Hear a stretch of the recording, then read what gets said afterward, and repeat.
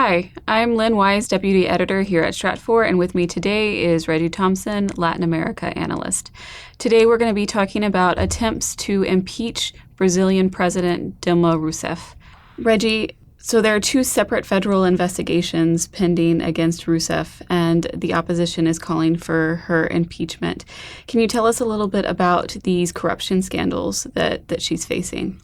So the first investigation concerns illegal donations allegedly made by a Petrobras contractor. Now, Petrobras is the energy company, the state energy company owned by the government of Brazil. And there was a scandal that broke in 2014 in which contractors were overcharging Petrobras for construction for the company, and some of that money was making its way into the coffers of the ruling Workers' Party or into the pockets of some of these contractors. Now, one of these contractors, a man called Ricardo Pessoa, who was in charge of a construction company called UTC, was donating some of this money for the re-election campaigns of Dilma Rousseff in 2014. And so his testimony to the Brazilian federal prosecutor is being heard at the electoral court.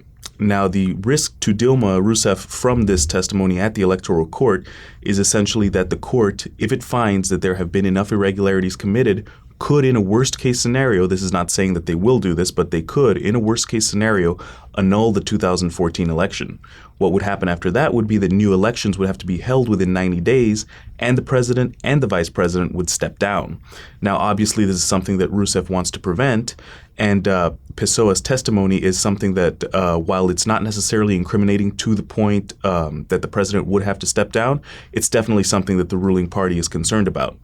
The second investigation that concerns the president, though, is at the Federal Court of Accounts, and this is a separate federal court, and what they're investigating is the potential for basically financial irregularities being committed in the crafting of the 2012, 2013, and 2014 federal budgets.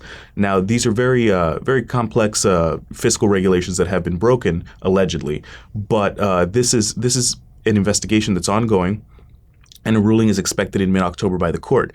Now, this does not by itself impeach the president. The court ruling does not, but the opposition has already announced its intention to seize upon a court ruling, a negative ruling for the president, and try to push an impeachment process through the lower house of Congress.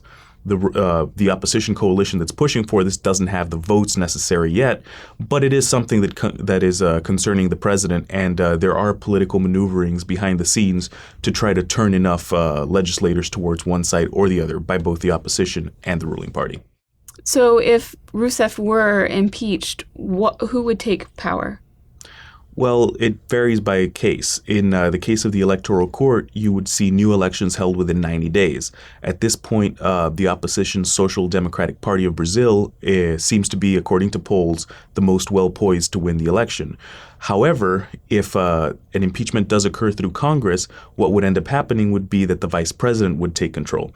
The vice president of Brazil right now, he's a man called Michel Temer. He is one of the leaders of the Democratic Movement Party of Brazil, which is the largest party in the Senate and the second largest party in the lower house of Congress.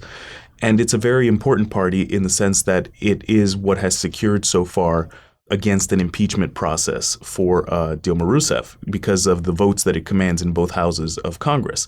Now, that party has announced its intention to break with the ruling party by 2018. So by 2018, you're going to see three parties: the conservative opposition Social Democratic Party of Brazil, the centrist Democratic Movement Party of Brazil, and the ruling party right now, the Workers' Party, all running their own candidates, which is something that hasn't happened for quite a while because Temer and his allies have been in the same coalition as Dilma Rousseff's party. So essentially, if Temer becomes president, what would likely end up happening would be that he would rule until the end of the current tenure 3 years from now. But after that, really, who gets elected is really up in the air.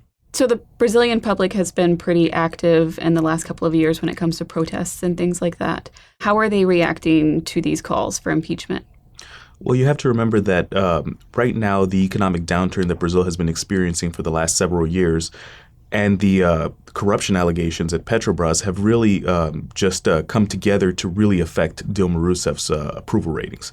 So her approval rating has dropped in recent months to below 10%. In other words, only less than 10% of the public seem to think that she's doing a good job. Many Brazilians have backed the calls for impeachment, but there really hasn't been a solid political movement coalescing to actually push these impeachment calls through until now. Even so, this movement does fall short of the necessary votes in Congress to even open the articles of impeachment, let alone make an impeachment happen. So what we're probably going to see over the next few months is political negotiations within the Congress as Dilma Rousseff and her political allies attempt to stop this movement from gaining enough votes, and as the movement itself tries to bring over enough lower house congressmen to its side to have the articles of impeachment be opened. Now, this is not a certainty, but it is a threat that can be held over Dilma's head in the next few months by the opposition. So clearly there's a lot of uncertainty in Brazil, and a lot hinges on these investigations. So we'll be watching that closely. For more on Brazil and other Latin America topics, please visit stratfor.com.